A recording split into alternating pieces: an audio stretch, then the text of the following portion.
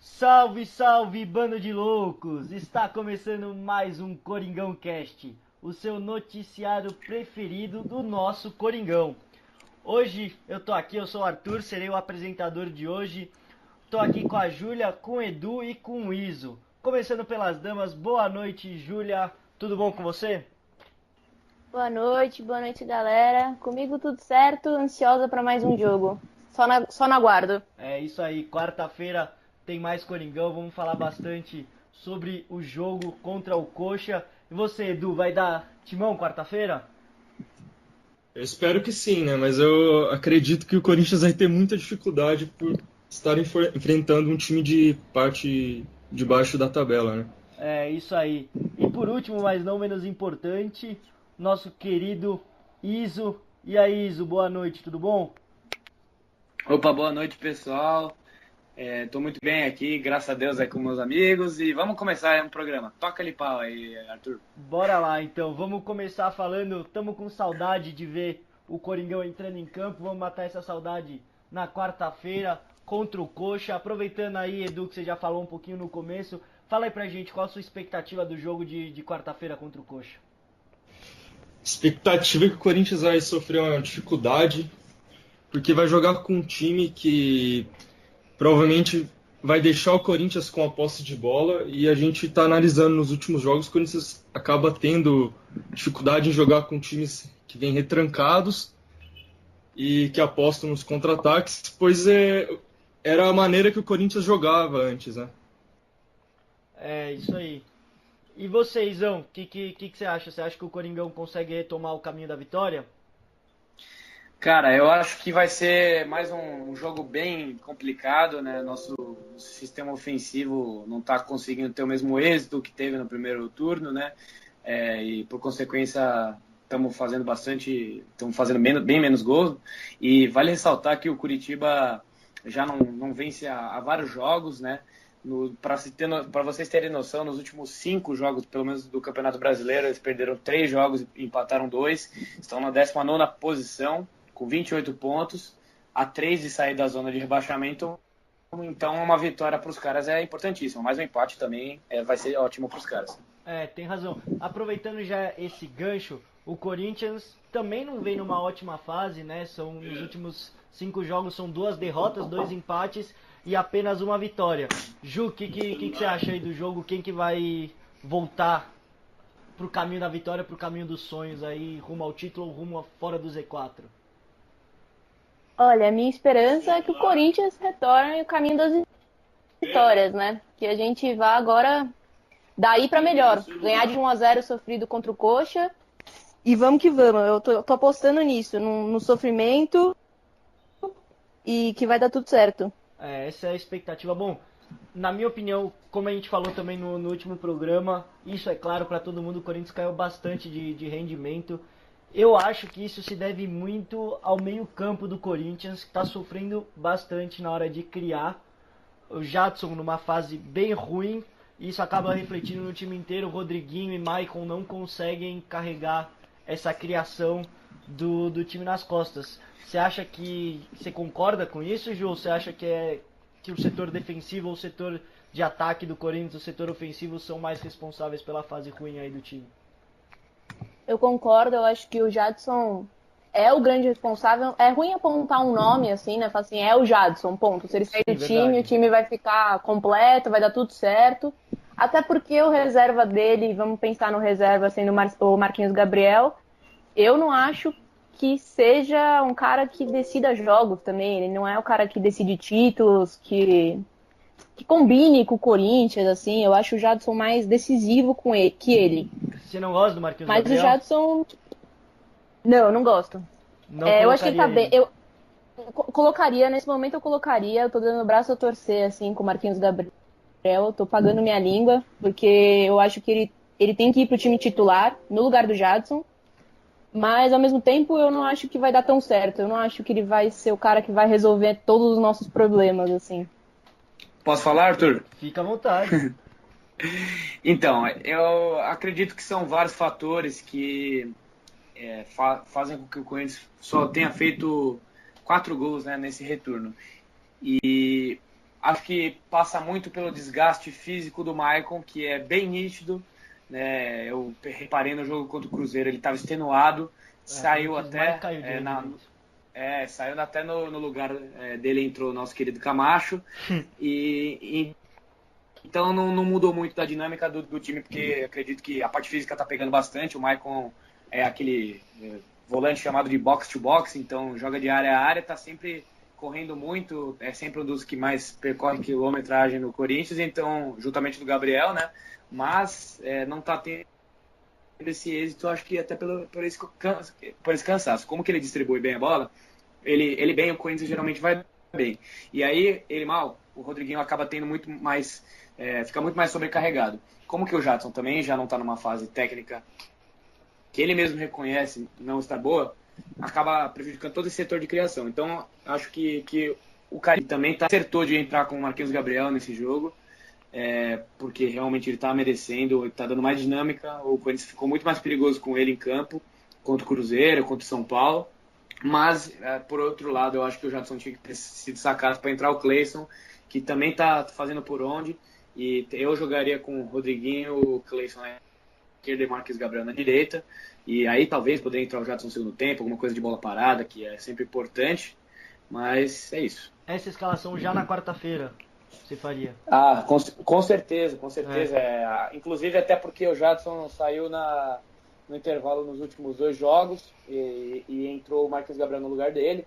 E eu entendo que o Carille ele não escala o Corinthians com 3 meias nesse jogo à toa, porque eu acredito que ele quer realmente botar uma escalação mais criativa, porque talvez com Cleison e não sei, igual que jogamos no jogo contra o Sport, seja uma coisa mais ofensiva, com mais pontas, então um jogo mais de velocidade. Só que isso aí vai de acordo com o adversário, porque naquela época, por exemplo, o Sport era um time que deixava jogar, né? Já o Curitiba não vai deixar jogar, então até entendo jogar com 3 meias. Não sei o que você pensa disso, Arthur. Não sei. O meu receio, na verdade, a escalação eu acho que seria uma escalação plausível para esse momento. O meu receio, na verdade, seria com muitas mudanças no time, né? Lembrando que o Corinthians deve ter alguns desfalques pro jogo contra o Curitiba, né? O Fagner tá suspenso, aí Balbuena, Cássio, Romero também não devem jogar assim, não. O Gabriel também tá suspenso. Gabriel também tá suspenso, bem lembrado. Balbuena e Cássio, existe a possibilidade de jogarem, né? Que eles estão nas suas respectivas seleções. O Cássio é bem provável, né? Cássio muito provável que joga pelo Corinthians. O Balbuena foi titular no último jogo, né? Então... Exatamente. O Romero também foi titular, né? Isso. Então... Provavelmente seja desfalque, né? Provavelmente o Corinthians jogue com o Pedro Henrique mesmo. Isso, ele mesmo. Desses que vem desempenhando um bom papel, né? Fazendo arroz com feijão. Ele é um cara seguro, né? Ele é um cara, assim, faz o simples, ele não inventa muito. Cresceu muito de rendimento, eu confesso que eu já critiquei bastante ele. Já vi o nome na escalação dele, me dava calafrios, mas depois de um tempo fiquei um pouco mais tranquilo com relação a ele. Mas como eu tava falando, meu único medo é realmente com relação a muitos desfalques, a muita mudança no time, o time não ter tanto entrosamento. Ju, você acha que isso pode ser um problema? Você acha que muitas mudanças no time pode ser uma boa para dar um choque, ou você manteria mais no arroz com feijão, só mudaria quem realmente não pode jogar?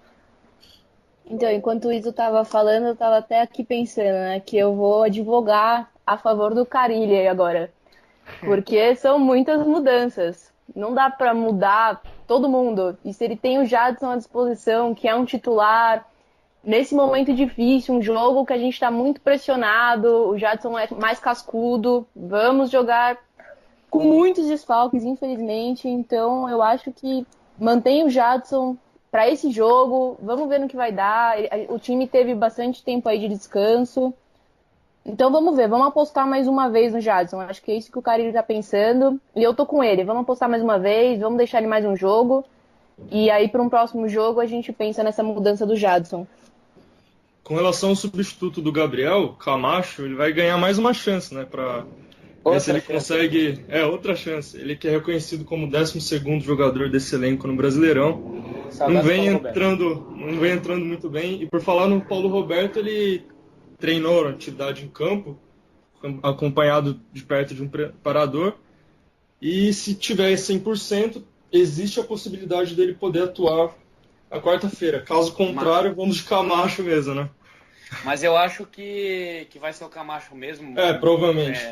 Mesmo se o Paulo Roberto tiver condições. Até porque, como que é um jogo em casa, que o Corinthians deve propor o jogo, então vai trocar muitos passes, o Camacho tem mais qualidade técnica para distribuir o jogo. Só que eu acredito que ele esteja vivendo um momento técnico muito ruim, entrou bem mal mesmo contra o Cruzeiro, eu achei bem pífia, para falar a verdade, a atuação A dele. maioria dos lances ele chega atrasado, né? Por mais que ele tenha jogado 10, 15 minutos, ele errou uma virada de jogo lá que foi tenebrosa. Não, errou Não sei se passes vocês lembram. bestas. Nossa, errou passes muito bestas. Ele deu uns botes estranhos, esquisitos, meio que tipo quem Fez no campo. tá sem ritmo de jogo. Totalmente Mas sem não tempo de sei, bola. eu gosto do Camacho como segundo volante, quando joga o Gabriel, assim, ou o Paulo Roberto do lado dele, porque acho que ele tem mais liberdade e mais cacuete para isso. De primeiro volante, eu acho que ele tem um pouco de dificuldade. O Iso falou em propor jogo, né? Eu tenho até aqui um número interessante. Que de 26 jogos que o Corinthians fez no campeonato, só em 5 a gente teve mais posse de bola e ganhou. Então eu acho que isso mostra muito a dificuldade que a gente tem em propor o jogo. O Corinthians Você tem joga esses jogos muito aí? melhor. Tenho. Foi Corinthians e São Paulo, Corinthians e Cruzeiro, Corinthians e Vasco, Chape e Corinthians e, por último, Corinthians e Botafogo. Exato. Esse jogo o Corinthians massacrou o Botafogo. Foi o jogo. Acho que foi o jogo que a gente mais teve posse de bola, 62% de posse. Esse aí foi um ataque contra a defesa. Contra o Palmeiras, a gente teve 39% de posse de bola, chances de gol, 2 gols. Pra você ver a marca desse time, né? Saudades dessa época bem efetiva do nosso Corinthians. E a gente falando aqui um pouco disso, acho que ficou bem claro para todo mundo que a gente precisa de reforços, né? Em algumas posições, sim.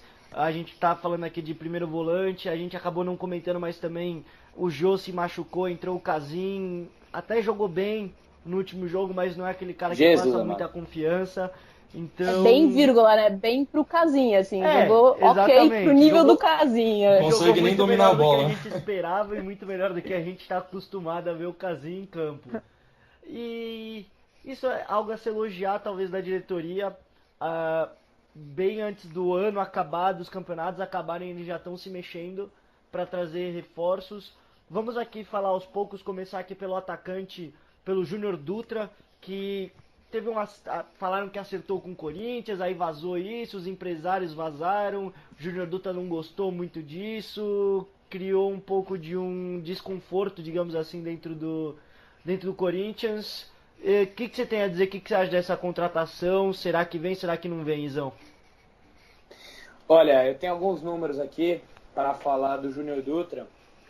Ele tem 20 jogos no Campeonato Brasileiro, tem 6 gols. É o artilheiro do Avaí, sendo que o Avaí fez apenas 16 em 26 jogos. Então ele é responsável pela boa parte da produção ofensiva do time.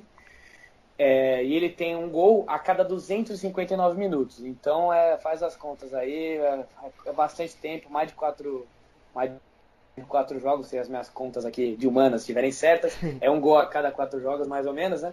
E ele tem 15 finalizações certas e 31 erradas, ou seja, a pontaria não é o melhor da casa, nosso querido Júnior Dutra.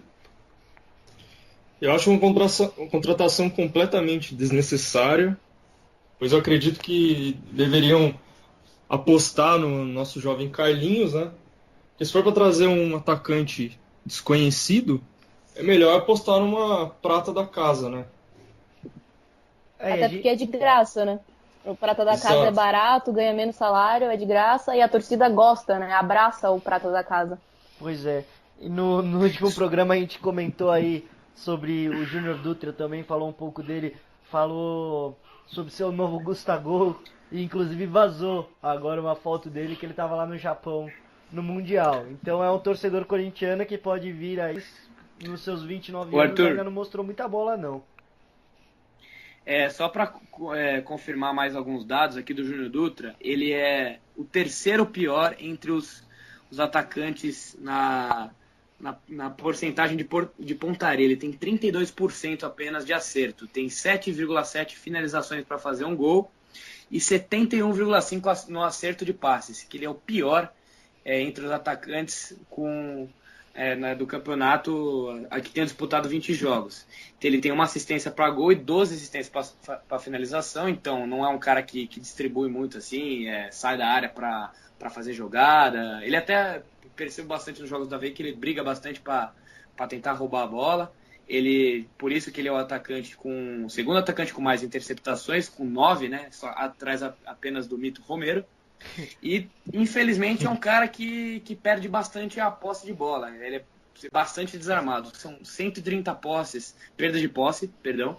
E isso caracteriza ele como o 7º jogador que mais perde a posse de bola. Então, realmente está complicado defender o Júnior Dutra com esses números. Pois né? Tem as mesmas características do Casim, né, praticamente. Pois é. Lembra bastante. Eu não tenho aqui os números do Casim, mas eu até posso buscar isso no próximo programa. E válido lembrar que esses números são todos de acordo com a Footstats. Grande Footstats ajudando a gente aí. Mas falando aqui mais um pouquinho, só para terminar o papo aqui do Júnior Dutra, é engraçado o Corinthians querer contratar um jogador desse, porque não casa com o estilo de jogo do Corinthians, né? A gente estava falando aqui dos problemas de criação, e quando no primeiro turno, quando conseguia criar, estava numa fase muito melhor, numa fase sensacional, era um time muito efetivo, né? A bola chegava no ataque 2, 3 vezes para marcar gol, sempre marcava gol. Sim. A bola com 3 chances de saber que o Corinthians ia balançar a rede pelo menos uma vez. E com o Júnior Dutra o negócio não é assim, ele precisa de muitas chances para conseguir balançar a rede, o que não é bom pro Corinthians. E tanto é que o Jô, desculpa interromper, pode falar. Tanto é que o Jô, ele ainda, apesar de que o Corinthians piorou no retorno, e mesmo o Jô tenha marcado apenas 2 gols, né, se eu não me engano, desses 8 jogos aí, 7 que ele participou, ele ainda assim é um dos principais atacantes que, em termos de conclusão de gols, é o cara que finaliza bem, aproveita bem as suas chances, né? Essa marca foi mais eficiente no primeiro turno, só que no segundo turno ele ainda continua chutando pouco e tendo sucesso nas finalizações, pelo menos para acertar o alvo. Então é isso aí que você falou, o Júnior Dutra, realmente depender dele quando o jogo não estiver lá, a gente nem sabe, na verdade, se o jogo vai estar ano que vem, mas não é lá das coisas mais confiáveis, né? Pois é. E agora vamos sair aqui do setor ofensivo do nosso Coringão, passar lá pro setor defensivo. Tá se especulando aí do Pablo, tá indo pro Flamengo. Nosso zagueiro que tá emprestado do Bordeaux, né? Há um tempo deram como certo o acerto dele com o Corinthians, agora tá indo pro Flamengo. E aí, Ju, o que você acha? A saída dele vai fazer muita falta se ele realmente acertar com o Corinthians B, né? Vamos chamar o Flamengo assim? Eu acho que o Corinthians B abusa da ineficiência da diretoria do Corinthians A, né? Pois Nossa, definiu perfeitamente. O Corinthians B, eles têm uma diretoria, por mais que a gente não goste de admitir, a diretoria deles é boa, funciona, eles conseguem contratar, mas não ganham títulos, né? A nossa ganha títulos, então tem essa desculpa ainda. Ju sempre polêmico. Pois é. E você, Edu? Eu acho assim, eu acho que... pode continuar, Ju. Vou só alimentar um pouco mais a polêmica. Eu acho que o Pablo também tem que firmar o pé e falar, eu quero ficar. Concordo. Se ele não quer ficar, então vai embora, que temos outros zagueiros no mercado. Exatamente. Ficar criando novelas, a gente já tá cansado de novelas nos últimos anos, né? Mas é aquilo, incompetência da diretoria do Corinthians, né, que não pagou uma dívida de 3 milhões de euros, que são equivalentes a 11 milhões de reais. Enquanto não pagar essa dívida para o Bordeaux, dificilmente vai conseguir concretizar a negociação com o Pablo e a permanência do atleta, né? Mas eu creio que nós temos boas opções na zaga, com os meninos o Pedro Henrique e o Léo Santos. E com relação ao Wilson, eu não sei se ele permaneceria no Corinthians ou ano que vem. Eu acho que não, porque ele se lesionou e faz muito tempo que ele não joga. Nossa. E com certeza quando iria atrás de um zagueiro no mercado eu aproveitaria o Pedro Henrique mesmo para se firmar como titular e apostaria em mais um jovem da base, né? Eu gosto Olha, muito eu do acho Léo que Santos, particularmente falando. Acho ele muito, muito, muito bom zagueiro. Cara de muito futuro, precisa amadurecer ainda, mas eu acho que tem um futuro sensacional. E sobre o Wilson, ele tem 28 anos e acho que faz uns 28 que eu não vejo ele jogar bem futebol. Essa foi boa. Só uma coisa do Pablo. Muito se falava que o Corinthians vendendo a porcentagem que tinha do Malcom, iria sanar dívidas, iria comprar o Pablo, ia comprar jogador. Pois bem, foi divulgado já faz alguns dias, né, que o Malcom, o Corinthians acertou a venda dele, né, da porcentagem que tinha direito. Eu não tenho certeza se o Corinthians ainda tem alguma coisa dele. Vocês têm essa informação? Tem aquela Do lei Malcom. do time formador, né? O Corinthians foi o time formador, então. Mas eu acho que o Malcom, o Corinthians tinha 15% e vendeu pro Bordeaux, ganhou acho que 15 milhões de reais, Sim, se eu não me engano. Sim, é isso mesmo. vendemos tudo E que a gente tem dele, porém, como eu disse, tem aquela lei do time formador. tá, então A mantém cada isso ano aí. que não é que mantém isso. A cada ano que passa, isso vai diminuindo. Se eu não me engano, hoje em dia o Corinthians ainda tem direito a 3% dele. Então, se vendesse hoje o Malcom, Entendi. teria direito a 3%. Se o Malcom ficar mais, sei lá, 5 anos no Bordeaux, essa porcentagem diminui uma quantidade que eu não sei informar aqui de cabeça, mas tem essa lei do time formador. É mais ou menos a mesma coisa que acontece com o Neymar no Santos, apesar do Neymar não ter mais nenhum direito ligado ao Vínculo. Santos, nenhum vínculo ligado ao Santos, o Santos ainda recebe um dinheiro por conta do menino criado na Vila. Então, esse valor aí, o Corinthians divulgou que seria utilizado para pagar direito de imagem, luvas, salários atrasados. Até é ok, né? Porque a gente está precisando bastante, com urgência, para sanar essas dívidas. Porém, aí fica o meu questionamento. Será que valeu a pena fazer esse investimento agora? Esse investimento não, né? Receber essa grana agora, porque convenhamos que o Malcom é um cara que, para minha surpresa, se desenvolveu muito mais do que eu imaginava na Europa e agora é uma das principais revelações, né, da França, né, e do continente europeu, por consequência. Então, acho que ele vai desenvolver muito mais e o Corinthians acho que deixou de ganhar um pouco dessa grana, sendo que não vai usar esse dinheiro para pagar o Pablo, porque esse dinheiro está destinado a um certo local e vai ficar sem o Pablo, pelo menos sem essa garantia do Malcom. Vai ter que arranjar dinheiro de outra maneira. Eu concordo com isso. Eu acho que deveria ter esperado para vender o Malcom. Eu acho que o Corinthians vende as jovens promessas muito rápido, né? Exemplo do Arana, que com certeza no final do ano, no máximo, sendo muito otimista, em julho vai sair e a gente vai vender e depois vai arrepender e falar que vendeu por pouco. Mas eu também não duvido que o Arana fique, viu? Porque o futebol dele deu uma caída bruta, né? Depois da lesão, aí as paradas que teve por causa da data FIFA. Ainda acho que ele vai sair mesmo, mas o Corinthians tinha pedido, acho que pelo que eu me lembro, há um tempo, antes dessa lesão, na época que ele fez o gol contra o Palmeiras, até 75 milhões de reais, até porque não tem tanta porcentagem dele, mas abaixou a pedida. Parece que agora o Arthur tem os números do Atlético de Madrid, da oferta, Arthur? Tem, então, ia falar aqui, ia esperar vocês terminarem de falar. O Atlético de Madrid fez uma proposta de 40 milhões pelo Arana. Ainda não é oficial, mas alguns jornais já estão confirmando que o Corinthians recusou essa proposta e diz que não irá negociar abaixo de 55 milhões de reais o nosso menino da base, que realmente caiu de produção, mas está jogando muita bola. Eu acredito que ele deve ser vendido sim no final do ano. Não sei por quanto. Como você falou, o Corinthians tem pouco. Se eu não me engano, são 30% que a gente tem dele, mas eu não tenho certeza. Entre 30 ou 40, né? Alguma coisa assim. Eu acho que, assim como no ataque a gente falou do Carlinhos, uma boa opção seria o Guilherme Romão. O Luiz acompanha bastante, eu tenho aqui alguns números dele, ele tá no Oeste. Um negócio curioso é que quando ele saiu do Corinthians, o Carille falou que ele precisava melhorar a parte defensiva dele. Assim como aconteceu com o Arana, né? Quando ele foi emprestado, falavam que ele precisava melhorar a parte defensiva. Porém, ele tem 18 jogos lá no Oeste, são 29 desarmes, o que é um bom número.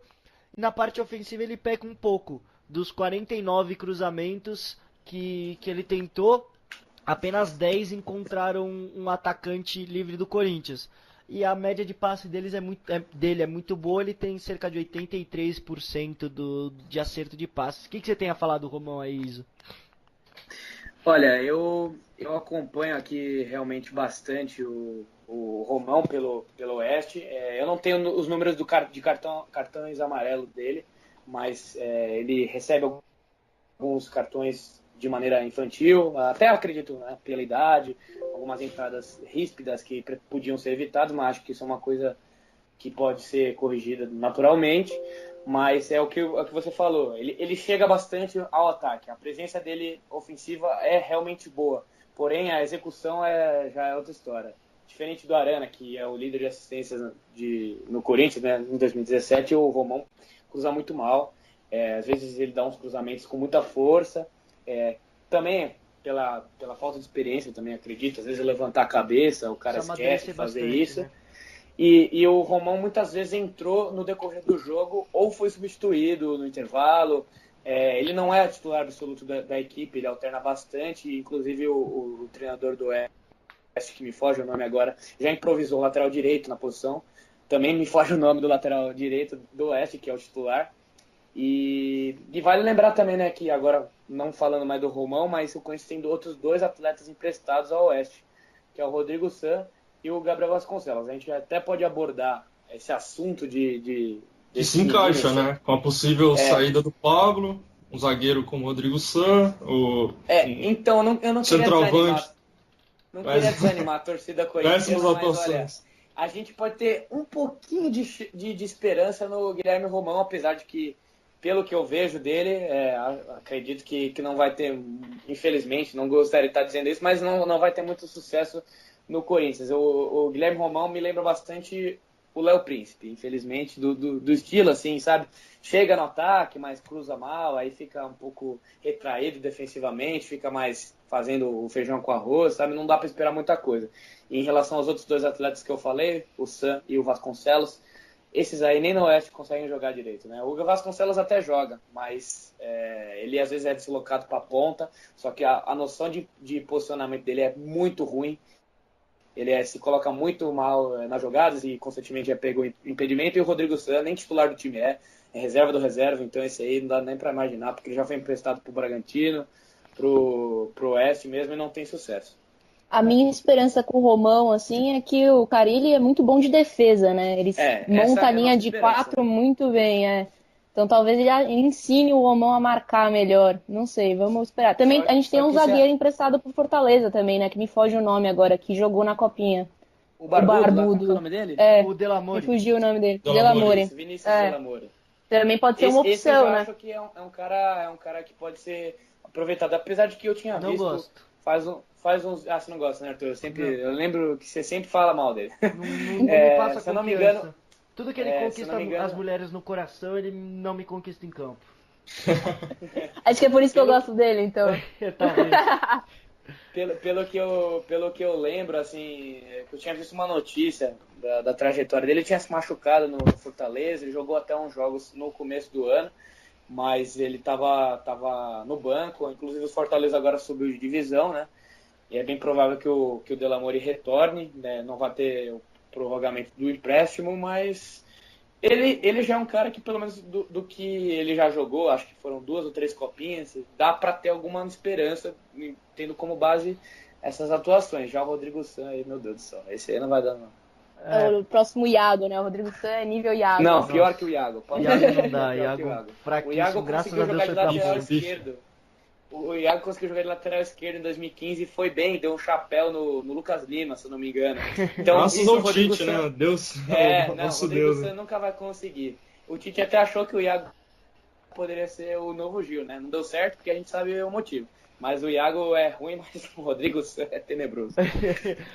Bom, isso aí. Pra encerrar aqui nosso papo de negociações, recentemente surgiu aí algumas especulações em relação ao goleiro Walter, nosso goleiro reserva, na minha opinião, muito bom goleiro, que ele poderia estar indo pro rival, pro São Paulo, e aí o Carille teria dito que para liberar o Walter ele gostaria do Reinaldo, falando aí da lateral esquerda, do Iago, do Romão, do Arana, de de todas essas opções que a gente tem e só o Arana realmente se firmando? Ô Edu, o que você Improvisação do acha aí? Marcial, né? A improvisação do Marcial, exatamente. O que você acha dessa troca? Seria uma troca entre Walter e Reinaldo? Você perguntou aqui pra mim porque saiu cortado. Perguntei pro Edu, mas se você quiser falar, fica à Tá. vontade. Pode falar, Edu. Eu não vejo o Reinaldo com bons olhos, não. Apesar do Iso ter falado muito mal das atuações do Guilherme Romão, queria falar que talvez seria bom investir nele, né? Aproveitar um garoto da base. Eu acredito que, como o Corinthians não tem muito dinheiro para fazer investimento e contratações, as primeiras opções que aparecerem no mercado vai acabar fechando. E por mais que eu não considere ele um bom jogador, nem mediano, se a diretoria negociar, ele vai acabar vindo, né? Não tem muita escolha. O Carille vai ter que se virar o ano que vem mais uma vez para tentar fazer esse time jogar, né? Porque vão ser jogadores verdade. limitados, o nosso Tirar elenco já é leite de pedra mais uma limitado, sem vez. dinheiro. Exatamente. E você, Eu Ju, o acho que o que você acha? Guinaldo. Acho que Guinaldo muito bom pra Chape, que Guinaldo. ele fique na Chape, que ele fique lá, entendeu? Fazendo cruzamento de lateral, que eu detesto esses cruzamentos de lateral. Então chato. lateral virou escanteio, escanteio virou lateral, né? Um negócio engraçado. Exatamente. Deixa ele lá cruzando bola na área pra Chape, que o São Paulo se entenda com a Chapecoense e não com a gente. Eu acho que tem gente melhor no São Paulo pra gente tentar trocar pelo Walter aí. Eu concordo. E além do que, iria fortalecer muito o elenco do nosso rival, né? Do São Paulo. Com a ida do Walter, ele sem acertar nenhum goleiro aí. Agora o Sidão fez bons jogos, mas mesmo assim não é um cara que passa muita confiança. Eu acho que o Walter chegaria para ser titular absoluto. Pegaria essa camiseta 1 sem problema algum. Ou a 27, que ele gosta bastante. Inclusive eu gosto também. Mas eu acho que ele pegaria esse posto aí, a titularidade, sem nenhuma dificuldade. E o Reinaldo não chegaria pra ser titular do nosso time, né? De jeito Hoje nenhum. não seria. De jeito nenhum. Hoje não seria. Eu posso ir um pouquinho contra, mas um pouquinho também a favor de vocês? Fica à Vai vontade. lá. Claro. Tá, eu vou levantar alguns tópicos aqui que eu tava pensando, inclusive falando com um amigo hoje, que pode não ser uma troca tão maléfica assim. Olhando do ponto de vista ruim para o Corinthians em relação ao prejuízo para o goleiro. O Walter, eu acho ele tão bom quanto o Cássio, só que ele não tem as oportunidades, porque o Cássio está muito bem esse ano. Para mim, o Walter é o melhor goleiro na reposição de bola do Brasil, disparado. Assim, acho que não tem ninguém que chega perto dele. E ele é o melhor goleiro isso é reserva muito bom do no Brasil, DNA de São fácil. Paulo lá, né? Desculpe Também acho, interromper. o Jailson do Palmeiras também gosto bastante, imagina. Mas realmente o Walter é um dos melhores, se não o melhor no quesito de goleiro reserva. Então o São Paulo tem bastante identificação com um goleiro que passa bem a bola e lógico, né, sabe defender.